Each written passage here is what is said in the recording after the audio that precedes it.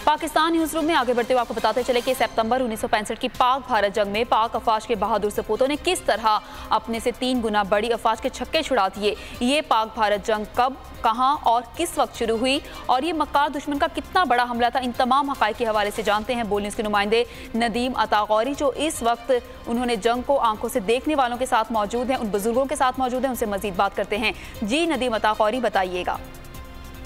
जी बिल्कुल, सितंबर 1965 की जंग के हवाले से बात करने और हकायक जानने के लिए इस वक्त बोल न्यूज़ मौजूद है चारवा सेक्टर के 0 लाइन पर वाक़या गांव धमाला में। यहां से चंद गज के फासले पर जम्मू की सरहद है, वर्किंग बाउंड्री है। मेरे साथ इस गांव के वो बुजुर्ग हजरात मौजूद हैं जिन्होंने 1965 की जंग को अपनी आंखों से देखा। आंखों देखा हाल बयान करने के लिए ये बुजुर्गों से हम बात करते हैं, इनसे इस हवाले से जानते हैं। जी आप बताइएगा, आप किस तरह बयान करेंगे 1965 की जंग को? 1965 जनाब शाम के 7 का टाइम सी शाम के 7 बजे उन्होंने हमला किया ताकि शाम की नेरे लिया तक 2 घंटे तो बाद 9 बजे फायरिंग शुरू की है। उन्हीं दिन अपनी फौज जी रल गई है। इतने फिर तबाही तो बर्बादी चंगी हुई है। जहाज़ भी साढ़े आए हैं, सैकड़े के हिसाब से उन्होंने जहाज़ उन्होंने तबाह किए हैं। बाद अगे जाके फ्लोरे जाके फिर साढ़े जवानों ने कुर्बानी दी थी, अपने बंब बन के टैंकों के थले फिर उसके पसपा हुए न। टोटल 17 दिन की जंग रही है। जंग जी चिमंडे जाके गुमसान की जंग हो गई है। 7वें दिन इंडिया बिल्कुल फारग हो चुका था। असला ये कोई नहीं सी। इन्नी क लाश हुई है, इन्नी क लाश हुई कि जिधर जिधर भी असी गए हैं ना, तकरीबन लाशा तुंदियां लंघते गए हैं तो टैंकों की तबाही तो बर्बादी उन्हें देखते गए।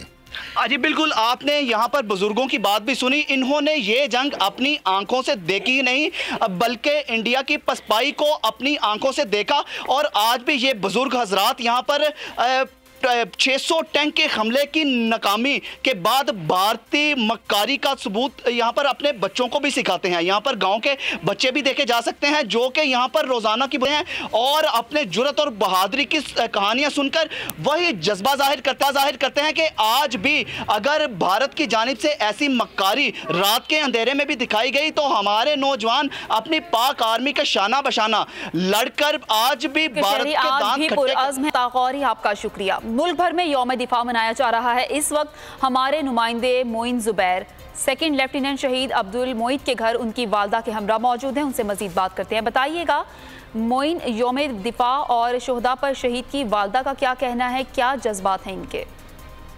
जी बिल्कुल, मुल्क भर में आज यौम दिफा जो है वो मनाया जा रहा है। यकीनन पाकिस्तान का दिफा उन्हीं लोगों की बदौलत मुमकिन हुआ है जिन्होंने पाकिस्तान की इस पाकिस्तान की सरहदों की हिफाजत के लिए अपनी जानों के नजराने पेश किए हैं। एक ऐसे ही शहीद सेकंड लेफ्टिनेंट अब्दुल मोईद के घर हम मौजूद हैं जिनकी वालदा हमारे साथ इस वक्त ही मौजूद हैं, उनसे बात करेंगे।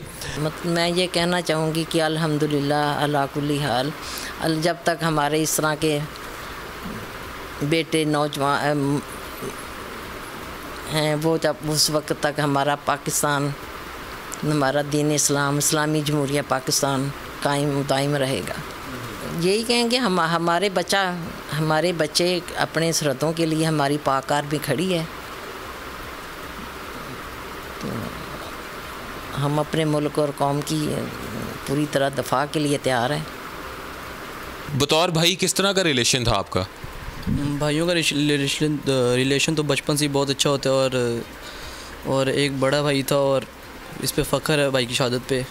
जी बिल्कुल, भाई के आर्मी में जाने पे मेरा बहुत दिल किया कि मेरी भी ख्वाहिश हुई कि मैं भी आर्मी में जाऊं और भाई की तरह अफसर बनूं और अपने मुल्क के लिए कुछ काम करूं और मेहनत करूं ताकि मुल्क को अगर कोई भी मैली आंख से देखे तो उसका खात्मा किया जाए। कोई चीज़ें शेयर करेंगे अब्दुल मोईद के हमारे साथ? आपके साथ कभी कोई शरारत की हो, कोई वाक़या याद है आपको? शरारतें तो बहुत की हैं और मार भी खाई है, लेकिन आपस में प्यार मोहब्बत बहुत थी और कभी कभी डांटा भी करते थे और कहते थे पढ़ा करो और मेहनत करो और आर्मी ज्वाइन करो, और लेकिन प्यार बहुत था। जी यकीनन शहीद सेकंड लेफ्टिनेंट अब्दुल मोईद की तरह जिन भी लोगों ने पाकिस्तान की सरहदों की हिफाजत के लिए अपनी जानों के नजराने पेश किए, उन्हीं की बदौलत आज हम इस मुल्क में, और इन शहीदों का लहू ही है जो पाकिस्तान को ता क़यामत जो है इसी तरह कायम व दायम रखेगा। क्या शोहदा के घर पर मौजूद थे और उनके घर वालों के तासुरात बता रहे थे।